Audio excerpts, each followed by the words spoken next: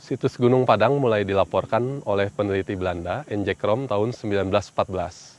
Setelah itu, situs ini mulai diteliti pada tahun 1979. Pada awalnya riset lebih ditekankan di bagian atas, ya, sehingga akhirnya kita berhasil mengetahui, waktu itu peneliti-peneliti tahun 79 sampai 2011 berhasil mengetahui ada tangga naik di utara, lalu ada teras 1, 2, 3, 4, dan 5. Gitu. Lalu kemudian dibentuklah tim terpadu riset mandiri yang fokus penelitiannya justru di luar pagar, di luar situs gitu ya. Yang akhirnya kita berhasil menemukan beberapa struktur yang rapi seperti ini.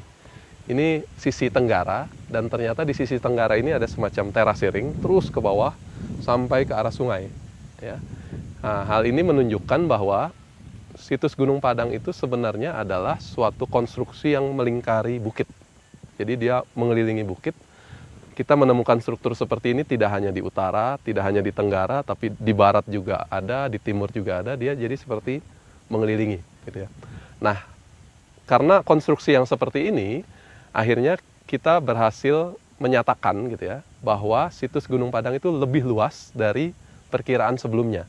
Kalau di atas itu sudah diketahui 0,4 hektar, dengan penelitian-penelitian terbaru ini, luas situs Gunung Padang bisa mencapai 15 hektar gitu ya.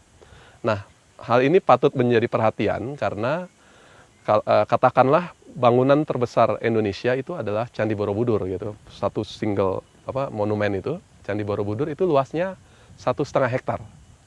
Ya, 1,5 hektar, ini 15 hektar. Jadi kurang lebih 10 kali lipatnya Candi Borobudur. Ya, dan tingginya itu 3 kali lipat Candi Borobudur.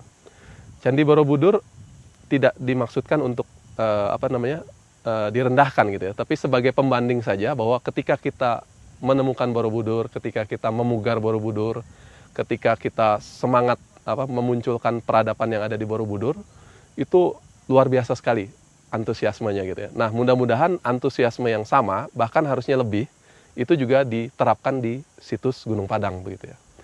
Nah, itu kalau kita bicara lapisan terluar yang sudah kita carbon dating ya, C14, itu usianya 500 sebelum Masehi. Nah, berdasarkan hasil geolistrik dan georadar yang dilakukan oleh Pak Dr. Dani Hilman gitu, lalu ada Pak Dr. Andang Bahtiar dan timnya banyak sekali begitu ya. Itu ternyata selain yang tampak luar seperti ini, di bawah juga ada beberapa lapisan. Ya, ada beberapa lapisan yang kemudian kita ekskavasi di sudut timur. Di sisi timur itu kita ekskavasi.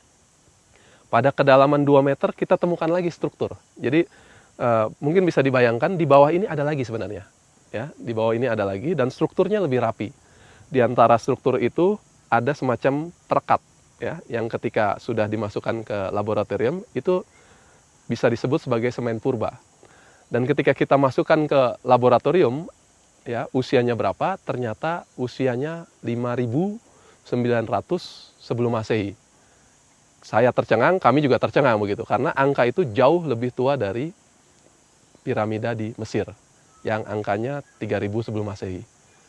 Jauh lebih tua dari Zikurat, ya, jauh lebih tua dari tembok Cina dan seterusnya.